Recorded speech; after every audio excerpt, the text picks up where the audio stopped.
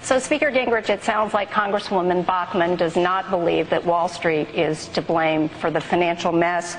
You've said that the current protests on Wall Street are, in your words, the natural product of Obama's class warfare. Does this mean that these people who are out there protesting on Wall Street across the country have no grievance?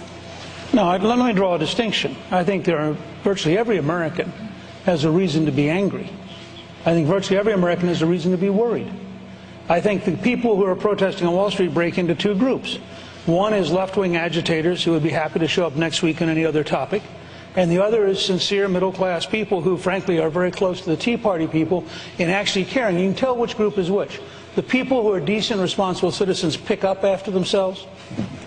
The people who are just out there as activists trash the place and walk off and are proud of having trashed it. So let's draw that distinction.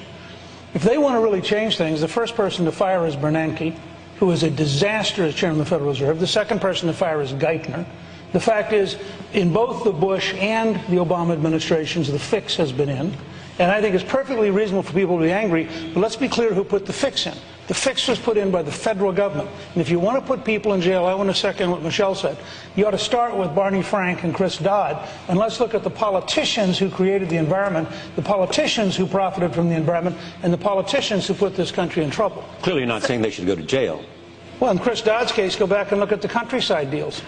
In Barney Frank's case, go back and look at the lobbyists he was close to at Freddie Mac. All I'm saying is, so if you were everybody in the media who wants to go after the business community ought to start by going after the politicians who have been at the heart of the sickness which is weakening this country, and ought to start with Bernanke, who has still not been exposed to the hundreds of billions of dollars.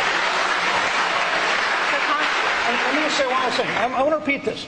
Bernanke has in secret spent hundreds of billions of dollars bailing out one group and not bailing out another group. I don't see anybody in the news media demanding the kind of transparency at the Fed that you would demand of every other aspect of the federal government. And I think it is corrupt and it is wrong for one man to have that kind of secret power.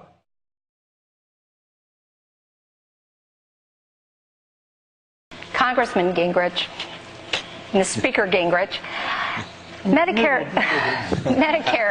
is going broke.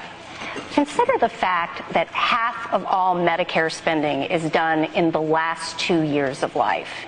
And research that has been done right here at Dartmouth by the Dartmouth Atlas would suggest that much of this money is going to treatments and interventions that do nothing to prolong life or to improve it. In fact, some of it does the opposite.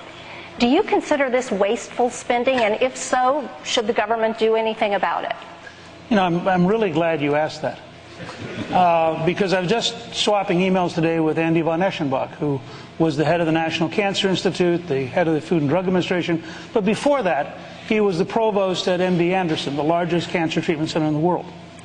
And he wrote me to point out that the most recent U.S. government intervention on whether or not to have prostate testing is basically going to kill people. So if you ask me, do I want some Washington bureaucrat to create a class action decision which affects every American's last 2 years of life? Not ever. I think it is a disaster. I think, candidly, Governor Palin got attacked unfairly for describing what would, in effect, be death panels.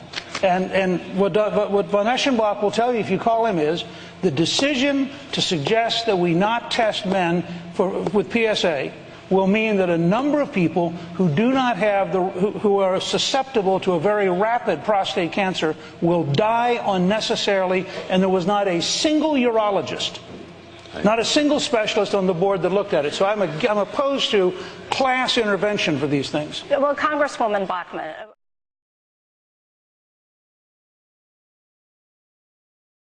The American people want to see growth and jobs, and they believe that the right way to do it is by cutting back on the scale of government, and they're right. And without any increase in revenue.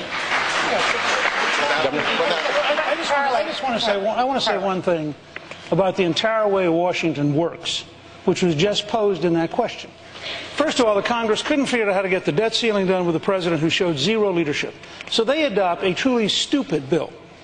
Okay? And the bill basically says we're either going to shoot ourselves in the head or cut off our right leg, and we'll come in and around Thanksgiving and we'll show you how we're going to cut off the right leg, and the alternative will be shooting ourselves in the head. Let me just say bluntly, All of the spending cuts that are built into the debt ceiling bill, all of them are acts of Congress. They can all be repealed at any moment. It is nonsense to say we're going to disarm the United States unilaterally because we're too stupid to balance the budget any other way.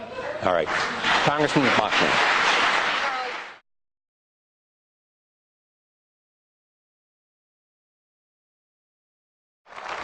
Speaker Gingrich, has the American dream of owning a home no longer a realistic dream, and is it too easy in America?